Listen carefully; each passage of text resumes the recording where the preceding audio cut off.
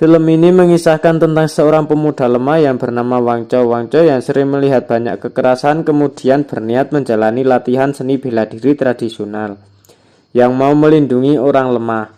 Gurunya Wang Chou yaitu bernama Tang Shichen. Wang Chou yang tertarik untuk berlatih seni bela diri tradisional. Dengan berlatih seni bela diri tradisional, Wang Chou ingin menunjukkan betapa hebatnya seni bela diri tradisional. Wang Chou ingin sekali meneruskan seni bela diri tradisional, dan Wang Chou juga ingin menegakkan kebenaran, biar seni bela diri tradisional tidak disalahgunakan. Sebelum menonton videonya, jangan lupa di subscribe channel GSA20. Ojo lali di subscribe yo. Selamat datang di GSA20. Apa kabar kalian? Semoga kalian baik-baik saja. Ayo cari tempat yang nyaman. Jangan memikirkan mantan karena kita harus memikirkan masa depan. Gak usah banyak curhat, langsung saja disikat.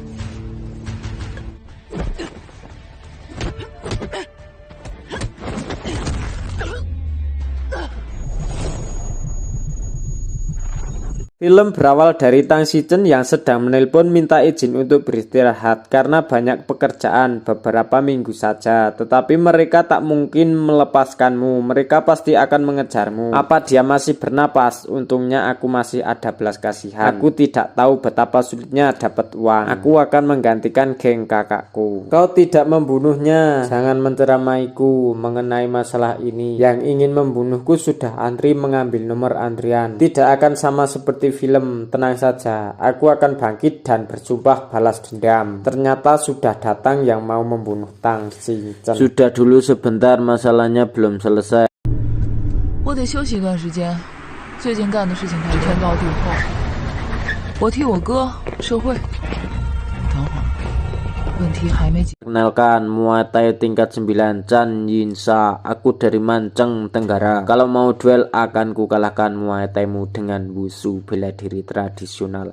Ya, aku lebih suka berduel. Aku gak suka keroyokan. Itu baru namanya bertarung. Kalau kamu berani duel, ikut aku. Oke, siapa takut? Scene berpindah Tang Shichen yang sudah sampai di Chan Yisa, di mana Tang Shichen dan Chan Yisa adu jotos-jotosan. Pengawal Chan Yisa belum tahu itu orang siapa yang dibentak. Sambil dikata-katain, dia kasih satu pukulan langsung jatuh. Tang Shichen ditodong pakai pistol. Dengan santainya berjalan menghampiri dan berkata, siapa yang kamu maksud tadi? Suruh saja dia masuk. Kalau kamu mau mulai berkelahi dari pengawalmu, boleh juga. Kalau begitu tunggu datang lebih banyak pengawal, kata Chan Yisa. Sambil bersiap-siap, Tang Shichen pasang kuda-kuda. Chan Yisa menyerang lebih dulu, berlari ke arah Tang Shichen, dan akhirnya mereka berdua pun berkelahi, memperlihatkan teknik andalan mereka. Adu jotos-jotosan.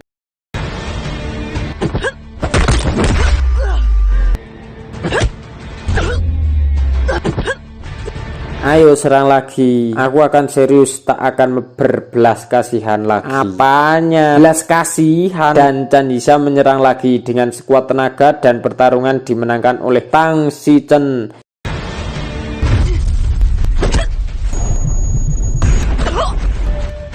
Masih belum aku keluarkan tinjuku. Kalau tadi aku pakai tinju, kamu mungkin sudah mati. Tang Shichen pergi. Scene berpindah pada orang yang berambut pirang tadi yang dikalahkan oleh Tang Shichen.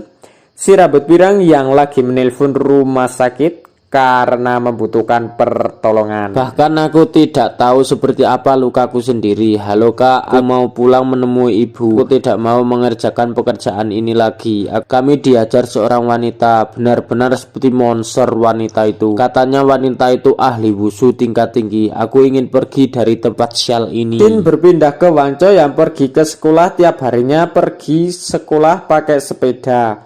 Wang Chao yang sering dimintai uang karena Wang Chao tidak bisa bela diri, jadi ya kena pukulan sampai memar bonyok benjut. Di kota inilah Wang Chao tinggal. Wang Chao yang terburu-buru ke sekolah, takut telat sampailah Wang Chao ke sekolah. Wang Chao dan para murid lainnya sudah masuk ke kelas. Di saat ibu guru memberi pelajaran dan menjelaskan, semua murid pun mendengarkan penjelasan kecuali Wang Chao yang tidur ngorok.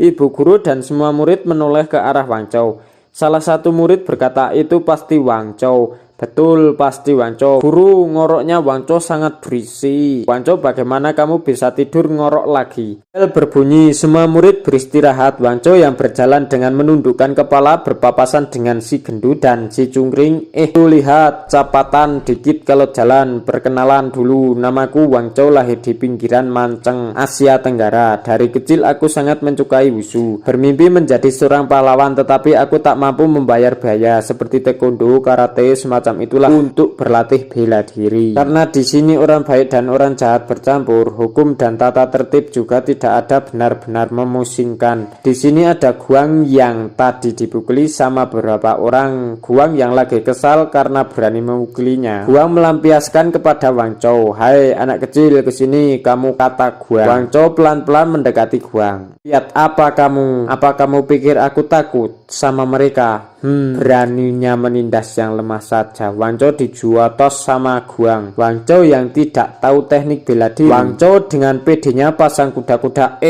Sok jagoan, emang bisa bela diri. Hebat ya kamu, hebat sekali. Guang menendang kakinya Wang Chao. Dan Wang Chao tergeletak dan berkata, lawan lagi sini, lawan. Kalau mau melewati jalan ini harus bayar. Paham? Kenapa harus bayar? Emang ini jalan milik nenek kamu. Kalau tidak ngasih setiap kali ketemu, aku pukuli kamu. Guang dan temannya pergi. Wang Chao yang sudah sampai rumah dan sedang melihat lukanya di kaca. Mandi dulu baru tidur ya, aku tahu bu. Wang Chao yang masih ingat kejadian tadi. Wang Chao melihat foto Bruce Lee. Ada seorang anak muda yang tak bisa bela diri dan ada yang menindas orang baik yang ingin maju. Beginilah masalah para berandalan Manceng Tenggara. Berkelompok menindas yang lemah dan memeras orang lain, tidak ada tujuan hidup. Apa aku akan jadi seperti mereka? Ini masih menjadi pertanyaan. Hari pun sudah pagi. Wang Chao yang masih ngantuk. Untuk apa terburu-buru? Siapa yang mau merebutnya? Ibunya memanggil Wang Chao. Sarapannya ada di meja. Kamu makan sendiri ya, kita pergi dulu. Wang Chao menaiki sepedanya dan berangkat ke sekolah. Wang Chao yang melihat seni bela diri. Wang Chao terus memandanginya dan terus menatapnya. Dan Wang Chao terjatuh karena menghindari orang yang berjalan kaki. Ini anak gimana sih kalau bersepeda? Hati-hati, lihat jalan. Wang Chao yang kesal meludahi sepedanya. Loh, kenapa malah sepedanya yang diludahi? Salah siapa? Yo, bersepeda nggak lihat jalan. Wang Chao akhirnya mendorong sepedanya. Kalau tadi sampai tertabrak, dia pasti minta ganti rugi. Wang Chao yang melihat cewek cantik yang sedang berlatih bela diri terus saja memperhatikannya dan terus melihat gerakannya sambil melotot mengamati semua gerakannya dengan memegang sepedanya dan meniru gerakan tersebut dengan tangan kanannya. Wang Chao masih saja meniru semua gerakannya. Ketika selesai dan mengeluarkan asap dari mulutnya, Wang Chao kaget. Wah, tiupannya jadi bentuk anak panah. Wang Chao ikut meniupkan dan hasilnya tak seperti yang diharapkan sama Wang Chao. Scene berpindah. Wang Chao yang sudah sampai ke sekolah kepikiran yang tadi dilihat sama Wang Chao. Kemudian Wang Chao melamun dan membayangkan di saat Wang Chao melihat cewek di samping bangkunya. Wang Chao melihatnya seakan-akan dia ada di samping. Murid yang di sampingnya melapor, guru, Wang Chao mengintipku. Semua murid ngetawain Wang Chao. Dasar mesum, semuanya diam, kata bu guru. Wang Chao, apa kamu tidak merasa malu? Wang Chao yang malu berjalan sambil menundukkan kepala dan dikatain sama teman-teman sekolahannya. Ternyata si bodoh ini mesum juga ya. Wang Chao yang membuka kunci sepeda karena mau pulang. Wang Chao pulang sekolah sambil mendorong sepeda. Woi Wang Chao, si kakak Guang mencarimu, minta duit ya. Dia tidak ada apa-apanya. Aku kenal satu berandalan, bayar dulu tapi pasti kamu dilindungi. Benar-benar tidak tahu bagaimana caranya berantem. Kamu anggap omonganku hanya omong kosong ya? Kamu anggap aku main-main ya? Hari ini tidak bawa uang, lihat saja, kita pukuli kamu. Sekarang aku beneran nggak bawa uang. Waktu itu bilang tidak ada duit. Kakak Guang, kita lucuti aja pakaiannya. Anak ini ikat di atas pohon biar dia ingat. Jangan kakak Guang. Ayo cepat lucuti, cepat lepaskan dia.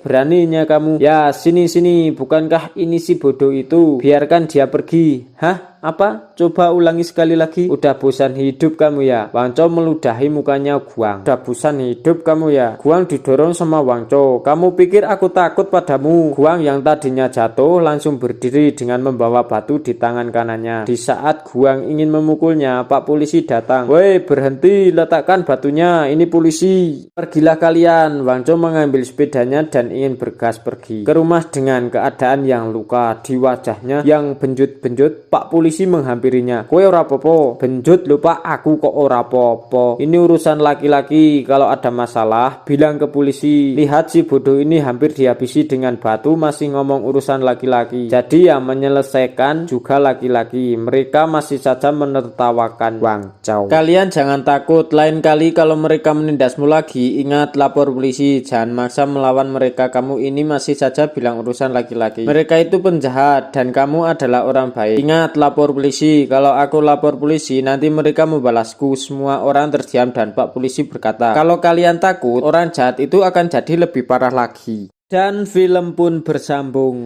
Lanjut ke episode 2. Terima kasih sudah menonton video channel GSA20. Kalau ada kata-kata yang salah, GSA20 minta maaf yang setulus-tulusnya dan tunggu video selanjutnya. Jangan lupa di subscribe. Terima kasih.